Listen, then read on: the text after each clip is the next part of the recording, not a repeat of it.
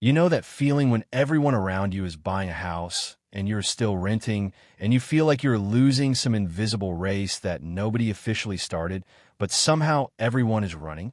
Most people think renters are the losers of the housing market, the ones who could not figure it out, the ones paying someone else's mortgage. But here's the thing they are missing. In this specific market, at this specific moment in history, the math says something completely different. And once you see the actual numbers, you will never feel behind again. Here is what nobody is saying out loud. Millions of renters who felt like they were losing the last 4 years are quietly sitting in a better financial position than the people who bought. Not because they got lucky, not because the market crashed in some dramatic way, but because the math of buying right now is so broken that renting and investing the difference is genuinely outperforming homeownership in dozens of cities across the country. And the people who bought in 2022 and 2023 are starting to realize it. My name is Jason, and I spend way too much time thinking about the rent versus own decision and why two people who start with identical savings end up in completely different financial positions depending entirely on which choice they made and when they made it. If you have ever felt embarrassed about still renting while everyone around you seems to be signing mortgage papers, subscribe and hit that like button, because this video is specifically about why that embarrassment might be completely backwards. Most people think renting is losing. It is burned into the culture. Your parents said it. Your coworkers said it. Every real estate agent who has ever handed someone a pen said it. Renting is throwing money away. Buying is building wealth. That is the story. It has been the story for 50 years, and it has just enough truth in it to feel completely unquestionable. But that story was written during a completely different era, an era where mortgage rates were not 6.5%, an era where the median home did not cost $418,000, an era where the gap between what a house cost to buy and what it cost to rent was not as wide as it is right now in most American cities. Here is the part that almost nobody is talking about. The rent versus own calculation has a break-even point, a moment in time where buying starts making more financial sense than renting. Right now, in most markets, that break-even point has stretched to somewhere between 8 and 12 years, meaning you need to stay in that house for nearly a decade before buying mathematically beats renting and investing. And in the most expensive cities, it is even longer. Once you understand that one fact, the current situation stops feeling like renters are losing and starts feeling like renters who invest the difference are quietly running a completely different and often better race. Think of it like two runners on different tracks. One runner is on a flat paved track, clean, fast, straightforward. The other runner is on a track with hurdles every 50 meters for the first 8 years. After year 8, the hurdles stop and the second track gets faster. But if either runner stops before year 8, the hurdle track was just harder for nothing. Most people who bought in 2022 and 2023 are somewhere in years 2 and 3 of that hurdle track right now. Here is where the data gets real. The median home price in the United States right now is approximately $418,000. The average 30-year mortgage rate is sitting around 6.5%. On a standard 20% down payment, that is $83,600 just to get in the door. Your monthly principal and interest payment is $2,111. Add property taxes at roughly $350 per month. Homeowner's insurance at $150. Maintenance reserve at $300 per month minimum. Your total monthly housing cost is approximately $2,910. Here is the part that should break your brain. The median rent for a comparable home in the same market is approximately $1,800 to $2,000 per month. The cost of owning that same home is $900 to $1,100 more per month than renting it. Every single month. That gap, that $900 to $1,100 monthly difference, is the number that changes everything. Because that gap, invested consistently, is what renters who are paying attention are doing right now. And this is where things start getting really interesting. The year is 2019. A renter and a buyer both have $80,000 saved. The buyer uses it as a down payment. The renter keeps renting and puts that $80,000 into a low-cost index fund. Over the next 5 years, the buyer's home appreciated roughly 30 to 40% in many markets. Genuinely impressive. But the buyer also paid approximately $140,000 in mortgage payments, property taxes, insurance, and maintenance over those 5 years. Of that $140,000, roughly $105,000 went to interest, taxes, and expenses. Not equity. Gone. The renter invested $80,000 in 2019 and added $600 a month, the difference between their rent and a comparable mortgage, into the same fund. By 2024, that portfolio is worth approximately $210,000 to $230,000. But that was only half the story. Now the year is 2022. A new buyer enters the market at peak prices and peak rates. They put down $83,000 on a $418,000 home. Their monthly cost is $2,910. A renter in the same city pays $1,900 for a comparable place. The renter takes the $83,000 and invests it. They also invest that $1,000 monthly difference every single month at 9% average annual return over 10 years. That renter's portfolio is worth approximately $680,000. The buyer's home, appreciating at a conservative 3.5% annually, is worth approximately $590,000 with roughly $240,000 still owed on the mortgage. Equity, $350,000. Portfolio, $680,000. Same income, same starting savings. Completely different result.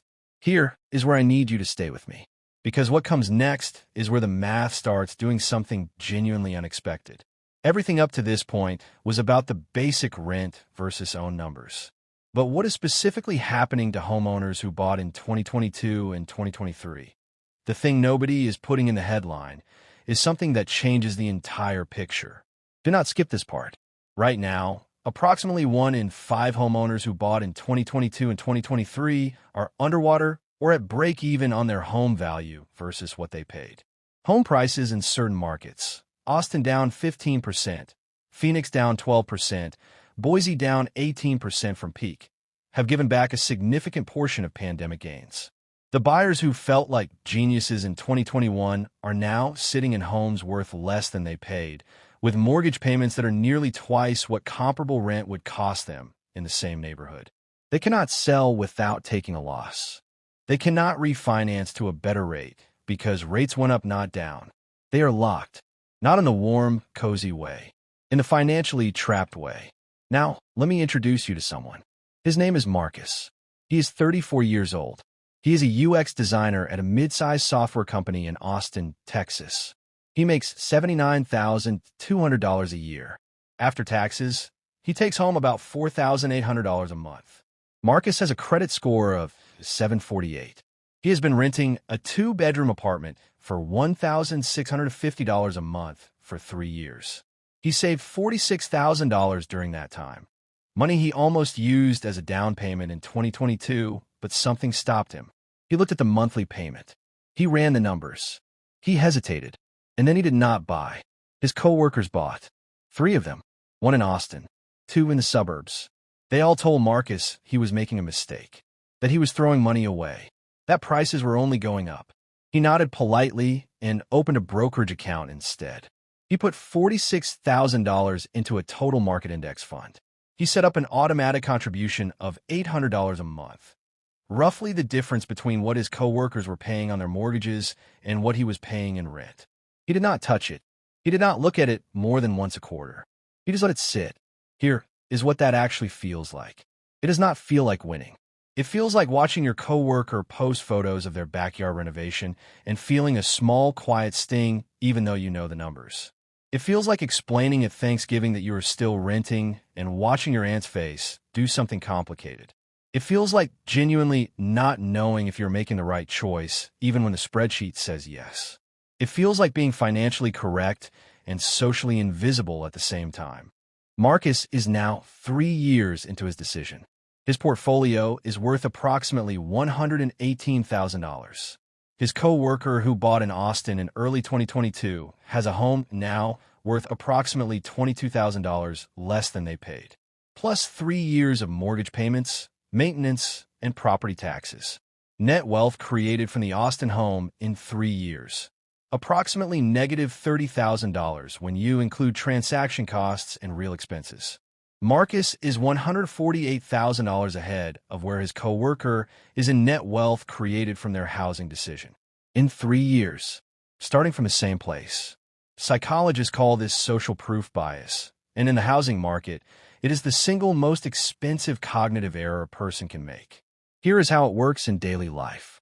It starts with a completely reasonable observation. Everyone around me is buying. Then you interpret that as signal. If everyone is doing it, it must be the right thing to do. Then the fear of missing out kicks in. The market is rising. If I do not buy now, I will be priced out forever. Then you stretch your budget to make it work. Then you sign. And before you realize what happened, you made a $400,000 decision based on what your coworkers were doing rather than what your spreadsheet was saying. Here is the part that most people completely miss. The housing market is not one market. It is thousands of local markets, each with its own rent-to-price ratio, its own appreciation rate, its own inventory situation, its own employment base. In Nashville right now, the monthly cost to own is roughly $1,300 more than a monthly cost to rent the same property. In Raleigh, it is over $1,100. In Tampa, it is $950. In these specific markets, at this specific moment, renting and investing the difference is not a consolation prize. It is a mathematically superior strategy for wealth building over the next 5 to 7 years, assuming reasonable market returns. Here is the number that changes everything.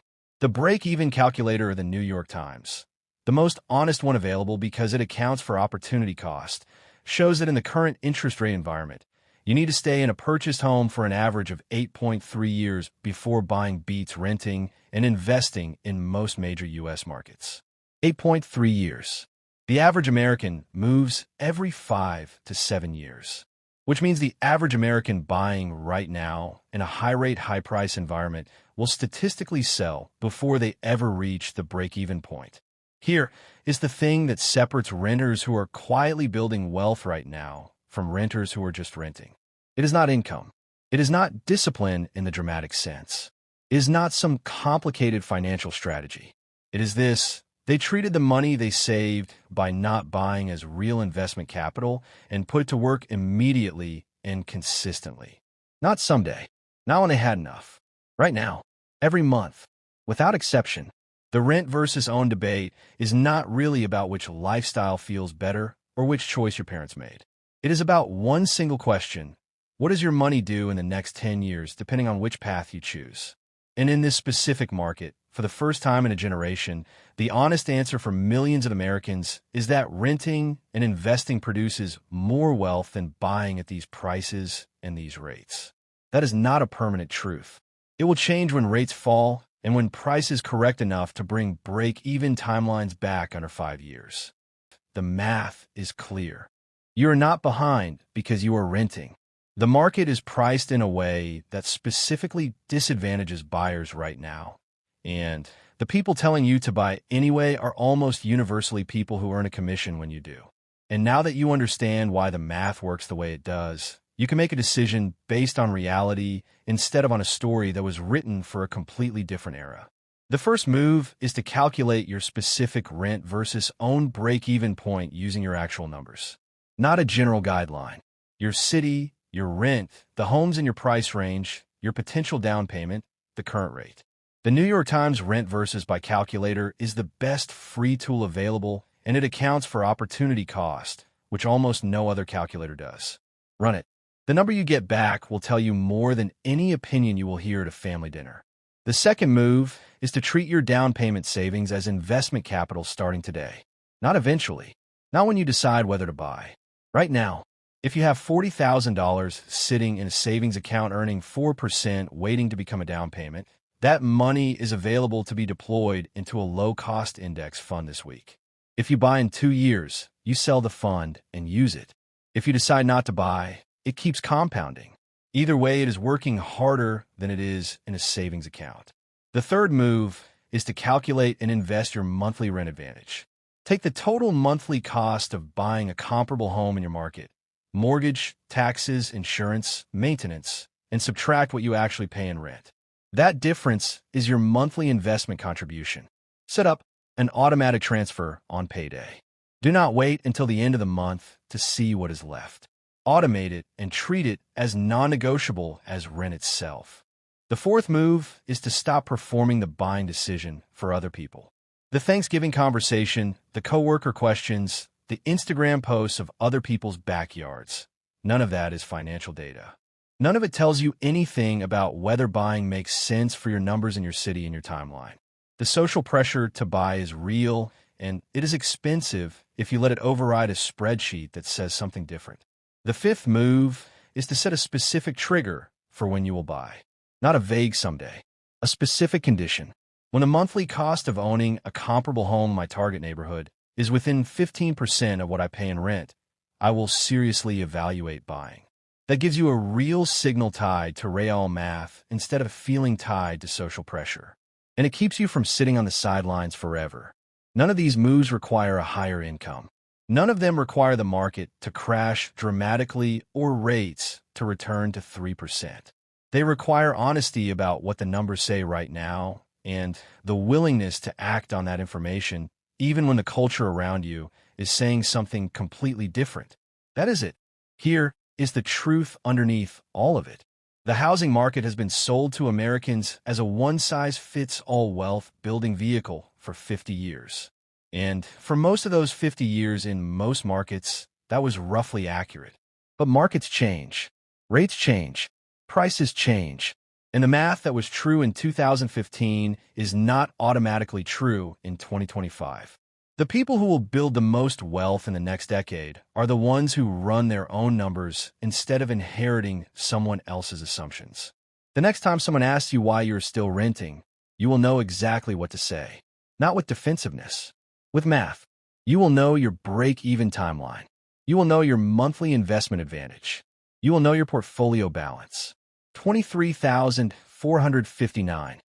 And you will understand that the invisible race everyone seems to be running has a scoreboard that most people are reading completely wrong. Renting is not losing. Renting without investing the difference is losing. Renting and investing the difference in this market at this moment is one of the most quietly powerful financial strategies available to someone who is willing to do the math and ignore the noise. If this video helped you see the renting versus buying question differently, drop a like. It genuinely helps this channel reach more people who need to hear this. And I want to hear from you in the comments. Are you currently renting and investing the difference, or are you still saving for a down payment and waiting? And what is making you lean the way you are? Drop it below. I read every single one. My name's Jason. This channel is for people who want to understand how money actually works, not the version they sell you, the real version. Subscribe if that sounds like something you want more of. I will see you in the next one.